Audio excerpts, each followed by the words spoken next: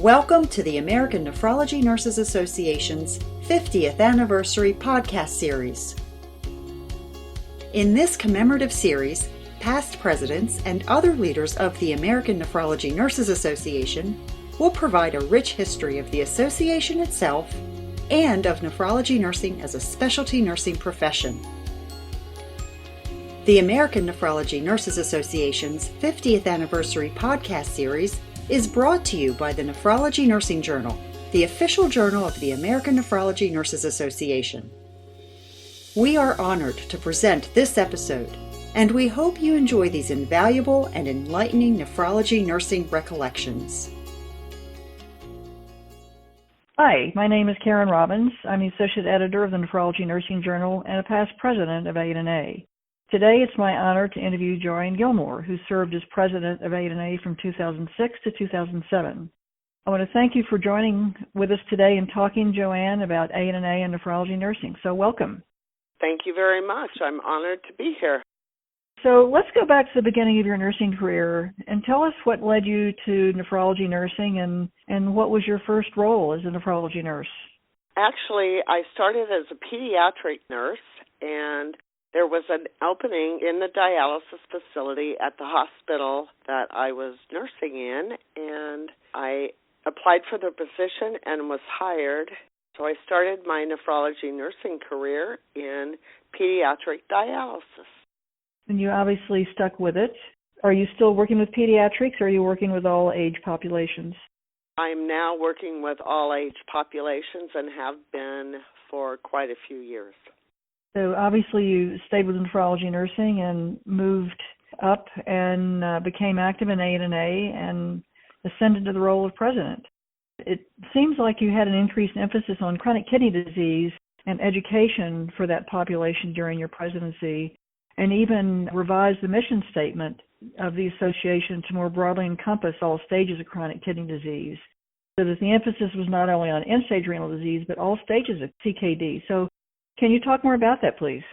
Yes, we actually, during my presidency, we revised our mission statement as we felt that our nephrology community can better serve our future patient population by early recognition and treatment of CKD to prevent or slow progression of ESRD. So at that point, we started developing stages. The community, the nephrology community, was creating the stages 1 through 4 of chronic kidney disease and doing a lot of patient and nursing and health professional education regarding CKD stages 1 through 4.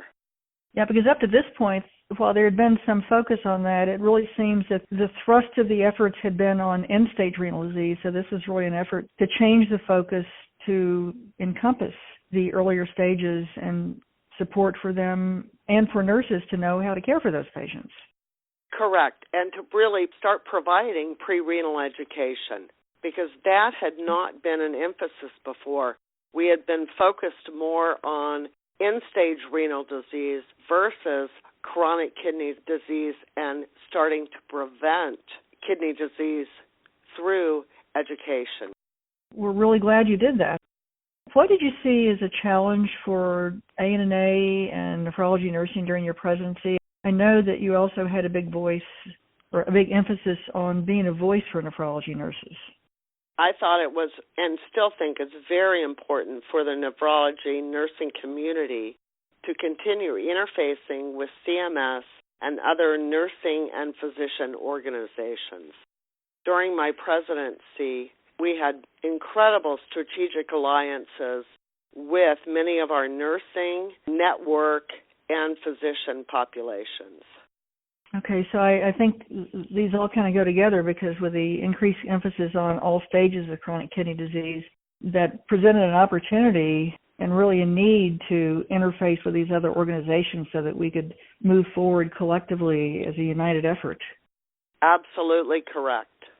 As we look to the future, well, even today, can you tell us about the changes in the patient population that you're seeing, and what do you envision for future and technological changes with these patients today? I'm still employed full-time, and what I am seeing is an increasing morbidity of our patients. We're seeing an increase in patients with tracheostomies, LVADs, external life vests, wearable cardioverter defibrillators. I think we are seeing a much more complex patient than we saw certainly during my presidency. So we're dealing with a lot more than providing safe dialysis treatment. We're tending to all these other technological challenges with which these patients present. That's absolutely correct. Absolutely correct. And I think it is paramount that we as a nephrology nursing organization educate our nephrology nurses on the increasing complexities of the dialysis patients presenting to us today. So do you see that as one of our challenges going forward with ANNA? Yes, I do. Okay. Karen, I think we also need to put an emphasis on our home modalities, especially home hemodialysis with our next stage machine, because I think that is so much easier for our patients than our traditional dialysis machines. I think we also have an increased emphasis on our peritoneal patients or peritoneal dialysis as a home modality option, and also increasing the knowledge for our patients on self-care in-center dialysis.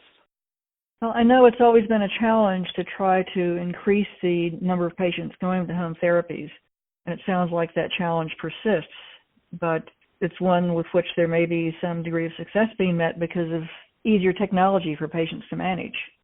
Absolutely. Yes, I agree wholeheartedly.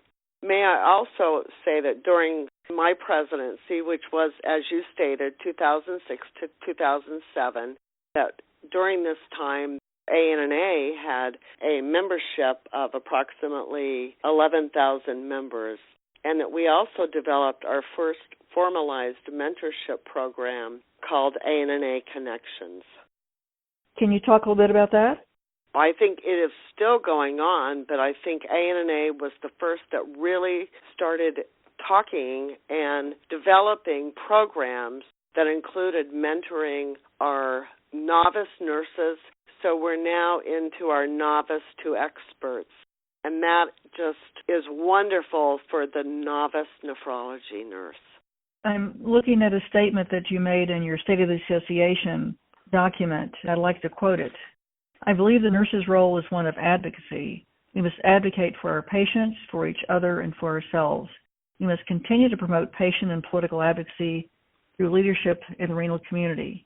It sounds like that was something which you emphasized and you continue to embrace, and it's clearly still applicable for you these years following your presidency. Absolutely. Yes, it is. Is there anything else you'd like to add, JoAnne? I'm very honored.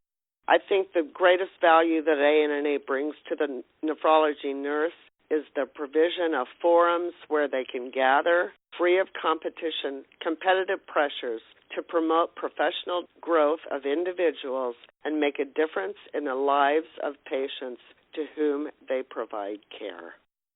Thank you. That's a very profound and encompassing statement, which I think says it all about what we're about and why we exist and where we're going. So I really want to thank you. I've been speaking with JoAnne Gilmore, ANNA president from 2006 to 2007. JoAnne, thank you so much for your years of service to the organization, not just during your presidency, but all that you've done for nephrology nursing and ANNA, and I appreciate taking the time to talk with us. Thank you. The American Nephrology Nurses Association's 50th anniversary podcast series is brought to you by the Nephrology Nursing Journal, the official journal of the American Nephrology Nurses Association. This series is owned and produced by the American Nephrology Nurses Association. All rights reserved. No portion of this podcast may be used without written permission. For archived episodes of this podcast and to learn more about the American Nephrology Nurses Association, visit the association's website at annanurse.org.